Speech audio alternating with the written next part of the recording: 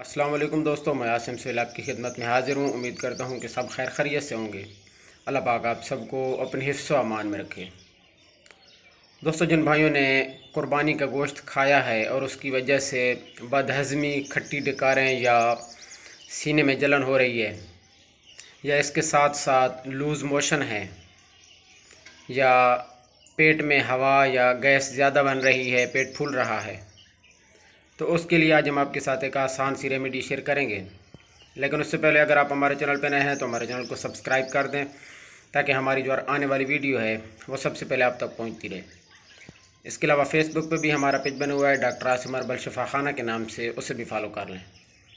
دوستوں، آپ نے یہ کرنا ہے کہ آپ نے ادرک، پودینہ اور اجوائن دیسی، ان تینوں اجزاء کا قہوہ بنا کے صبح بھی پینا ہے اور شام کو بھی پینا ہے۔ دن میں 3 ٹائم بھی پی سکتے ہیں، یعنی کہ صبح، دوپہر اور شام کو۔ یہ 2 دن استعمال کریں، انشاءاللہ آپ کی بدہضمی، گیس، کھٹی ڈکاریں اور لوز موشن اس کے استعمال سے انشاءاللہ ختم ہو جائیں گے۔ دعاؤں میں یاد رکھیے گا۔ جزاک اللہ خیرہ۔